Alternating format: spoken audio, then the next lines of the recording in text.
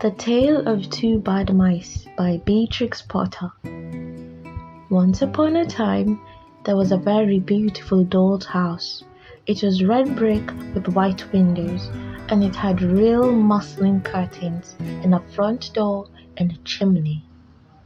It belonged to two dolls called Lucinda and Jane. At least it belonged to Lucinda, but she never ordered meals. Jane was the cook, but she never did any cooking because the dinner had been bought ready-made in a box full of shavings. There were 2 red lobsters and a ham, a fish, a pudding, and some pears and oranges. They would not come off the plates, but they were extremely beautiful. One morning, Lucinda and Jane had gone out for a drive in the doll's perambulator. There was no one in the nursery, and it was very quiet.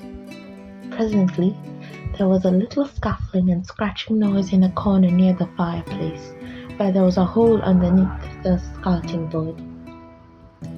Tom Thumb put out his head for a moment and then popped it in again. Tom Thumb was a mouse. A minute afterwards, Hunca Munca, his wife, put her head out too, and when she saw that there was no one in the nursery, she ventured out in the oilcloth under the coal box. The doll's house stood at the other side of the fireplace. Tom Thumb and Hunca Munca went cautiously across the hearthrug. They pushed the front door. It was not fast. Tom Thumb and Hunca Munca went upstairs and peeped into the dining room. Then they squeaked with joy. Such a lovely dinner was laid out upon the table. There were tin spoons and lead knives and forks and 2 dolly chairs, all so convenient. Tom Thumb set to work at once to carve the ham. It was a beautiful shiny yellow streaked with red. The knife crumpled up and hurt him. He put his finger in his mouth. "It's not boiled enough. It is hard. You have a try, Hunca Munca." Hunca Munca stood up in her chair and chopped at the ham with another lead knife. "Why, it's as hard as the hams at the cheesemongers," said Hunca Munca.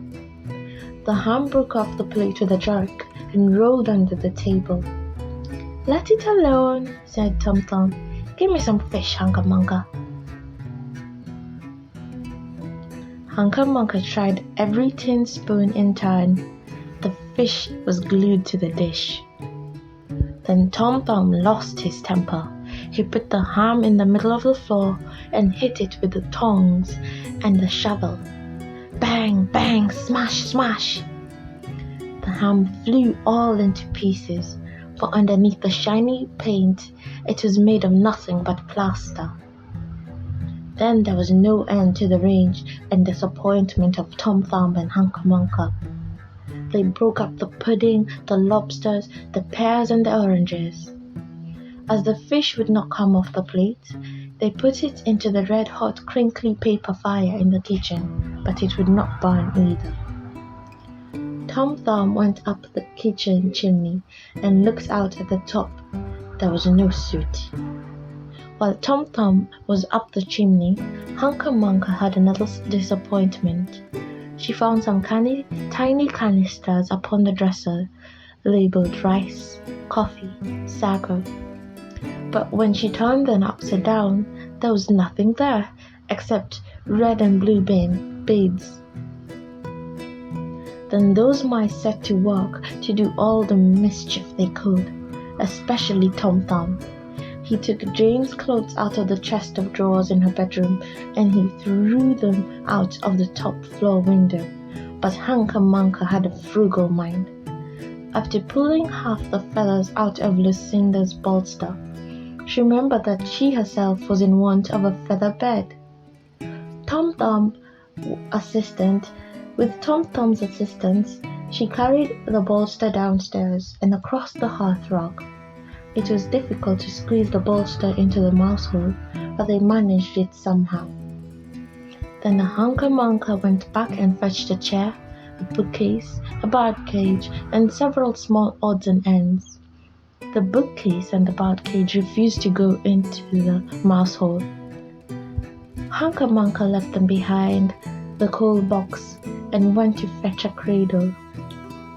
Hunca Munca was just returning with another chair when suddenly there was a noise of talking outside upon the landing. The mice rushed back to the hole, and the dolls came into the nursery. What a sight met the eyes of Jane and Lucinda! Lucinda sat upon the upset kitchen stool and stared, and Jane leant against the kitchen dresser and smiled, but neither of them made any remark. The bookcase and the bird cage were rescued from under the coal box, but Hunca Munca has got the cradle and some of Lucinda's clothes. She also has some useful pots and pans and several other things. The little girl that the doll's house belonged to said, "I will get a doll dressed like a policeman." But the nurse said, "I will set a mousetrap." So that is the story of two bad mice. But they were not so very, very naughty after all, because Tom Thumb paid for everything he broke. He found a crooked sixpence under the hearth rug, and upon Christmas Eve, he and Hunca Munca stuffed it into one of the stockings of Lucinda and Jane.